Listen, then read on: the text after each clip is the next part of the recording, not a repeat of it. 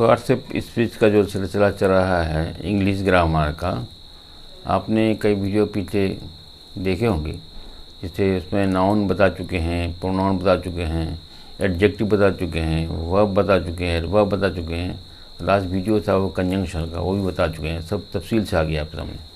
और अगला वीडियो जो आपके सामने अभी आ रहा है वो प्रीपोजिशन का है। Preposition has most important place English language and grammar. ये बहुत अहम जगह रखता है इंग्लिश लैंग्वेज ग्रामर, काफ़ी चापकदस्ती हो। प्रीपोजिशन ये word which is placed before noun or pronoun or between two noun or two pronoun or between two words, two sentence, two clauses, that is called preposition. Preposition एक ऐसा लफ्ज़ है जो noun से पहले या प्रोनाउन से पहले रखा जाता है, या दो नाउन दो प्रोनाउन के बीच में रखा जाता है, या दो लफ्ज़ों के बीच में रखा जाता है, या दो क्लॉजेज के बीच में रखा जाता है। ये प्रिस्क्राइब वर्ड्स है प्रीपोजिशन। ये लगभग 45-46 अल्फाज है जिसको हम लोग प्रीपोजिशन कहते हैं। ये ग्रामर में फिक्स किया हुआ है कि कौन सा वर्ड प्रीपोजिशन है। इसका इस्तेमाल डिफिनेशन प्रीपोजिशन का और डिटेल्स आप देखिए।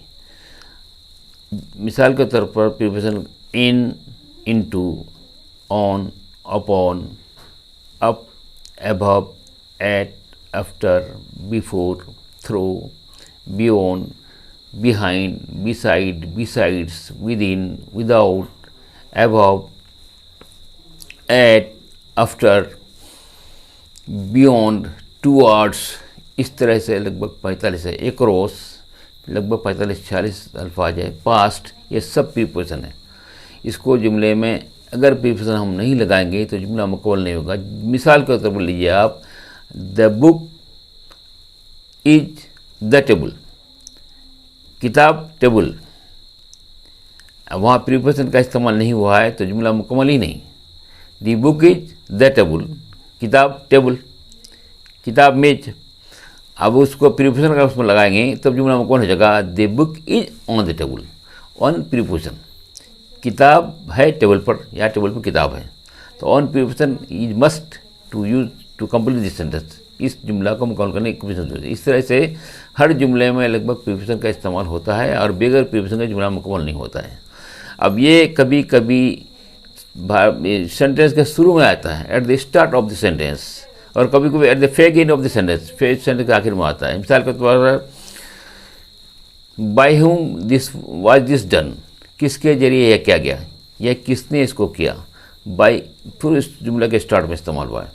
इस तरह से जैसे अफोर है, two scholarship were competed for, दो स्कॉलरशिप का मुकाबला कराया गया। यहाँ फॉर लास्ट में इस्तेमाल हुआ है, fag end of the sentence.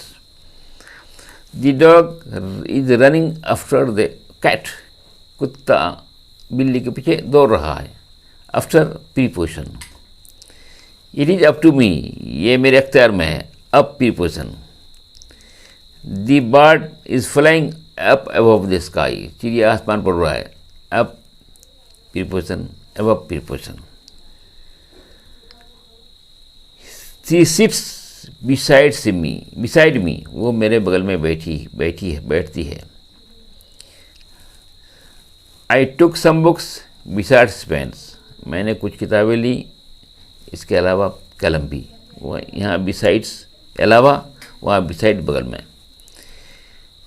Between का इस्तेमाल टू नाउन के बीच में है, two noun. There is a man within two aspects, ये आदमी है यहाँ दो पहलू ली हुई, दो बीच में दो का। जैसे इस तरह से बीटुक्स है। बियॉन्ड परे दूर में, this is beyond my capture, ये मेरे कब्जे से दूर में है, दूर है। Across, she swims across the river, वो दरिया पार कर रही है, तैर रही दरिया में।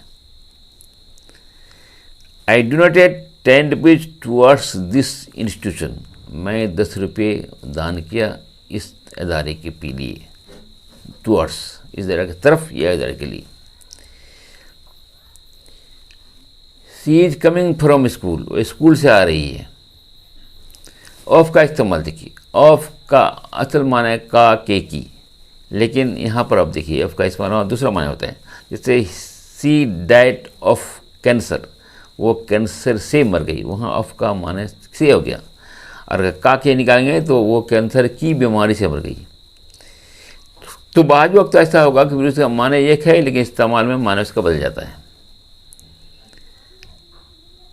ये इस तरह से लगभग 40-45 प्रीपोजिशन है, जिसका इस्तेमाल आप देखते जाएंगे और करते जाएंगे तो सही। और इसका इस्तेमाल में होशियारी की ज़रूरत है। जैसे बताया आपको कि ही डाइड ऑफ कैंसर, वहाँ cancer from cancer, he died from cancer, cancer से मर गया, वो सही नहीं है। जुमला के हिसाब से फ्रॉम होना चाहिए, लेकिन कायदे के हिसाब से ऑफ है। The man is off the O double F, एक सिंगल ओ एफ जो बताया आपको, जैसे ही डाइड ऑफ कैंसर और सिंगल एफ, और एक डबल एफ को माना दूर परे। ही इज ऑफ मी, वो मुझसे दूर है। आई सी सो ऑफ हिम, मैंने उसको रुखसत किया। सी ऑफ प्रीपोजिशन, एडोमेटिक जो प्रीपोजिशन, इसका मतलब रुखसत करना।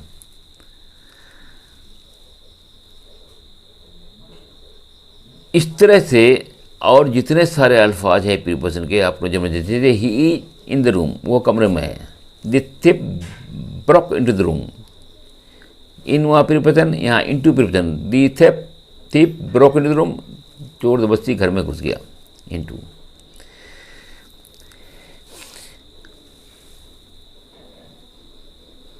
बाई का इस्तेमाल आपने देखा, ऑफ का इस्तेमाल आपने देखा, ओ एफ डबल एफ उसका इस्तेमाल देखा, आफ्टर का इस्तेमाल आपने देखा, बियॉन्ड का इस्तेमाल आपने देखा।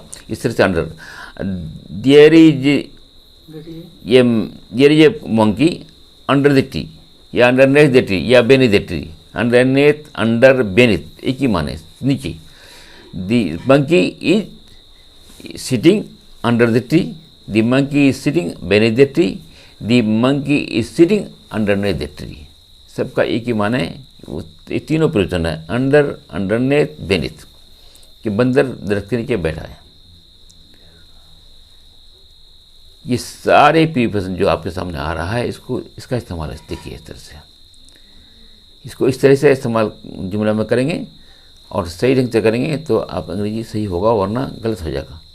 इसलिए इस्तेमाल, जैसे एक फ्रेज आता है एम एट, कोशिश करना, AIMM at preposition. I aim at to pass the exam, मैं एग्ज़ाम पास करने की कोशिश करता हूँ। और एम के साथ एट ही लगता है, लेकिन TS इलियट एक बहुत बड़ा स्कॉलर है इंग्लिश का, जिसने एक जगह इस्तेमाल कर दिया M2, तो उसको भी लोग, जदीद ग्रामर के लोग, इंग्लिश जानने वाले, उसको भी सही कहते हैं कि एम के साथ टू भी इस्तेमाल कर सकते हैं। बाज प्रीपोजिशन ऐसा हो सकता है, आता है, लेकिन कॉमनली उस फिक्स किया हुआ है कि इसके साथ कौन सा प्रीपोजिशन रहेगा। जैसे टेल के साथ अपॉन, टेल अपॉन के माने गिरना, सेहत वगैरह का। जैसे सी टेल्स अपॉन, उसकी सेहत गिर रही है। माई हेल्थ टेल्स अपॉन, मेरी सेहत गिर रही है। Tell verb upon preposition. He is about to go, वो जाने वाला है, वो जाने को हुआ है, अबाउट प्रीपोजिशन। तो आपने देखा कि ऑफ का इस्तेमाल, ऑफ डबल एफ वाला ऑफ का इस्तेमाल, अंडर का इस्तेमाल, एकरस का इस्तेमाल, बियॉन्ड का इस्तेमाल, बेनिथ का इस्तेमाल, अंडर का इस्तेमाल, अंडरनेथ का इस्तेमाल, एकरस का इस्तेमाल, टुवर्ड्स का इस्तेमाल, बियॉन्ड का इस्तेमाल। इस तरह से और सारे प्रीपोजिशन है उसका। जैसे the pond is past my house, तो यहाँ पास प्रीपोजिशन है। तालाब मेरे घर के पीछे है, यहाँ पास के माने पीछे। इस तरह से जितने सारे प्रीपोजिशन है, सबका ऐसी इस्तेमाल है। इसको आप देखते रहेंगे, चलते रहेंगे, तो आप सीख पाएंगे, अंग्रेजी को सही लिख पाएंगे। और इसका इस्तेमाल भी आपको जहन में, कुछ चीज़ें ऐसी है जिसको आपको रट्टा मार के रखना पड़ेगा। ये प्रीपोजिशन ऐसे है, इसको रट्टा मार के आपको जमा करना है, वरना गलत हो जाएगा। आप वहाँ माने दोहराएंगे, अकल दोहराएंगे तो नहीं होगा। जहाँ जो फिक्स है उसको वहीं लगाना है। यही प्रीपोजिशन का असल मकसद है, इस्तेमाल करने का सही तरीका है। ये वीडियो अगर आपको पसंद आया तो इसको लाइक कीजिए और अगला वीडियो देखने के लिए चैनल को सब्सक्राइब कीजिए। अगला वीडियो लास्ट इंट्रोडक्शन का है, परसेप्शन का जो हिस्सा 8वां हिस्सा, वो आपके सामने आएगा। इसको आप देखिए और चैनल को सब्सक्राइब कीजिए।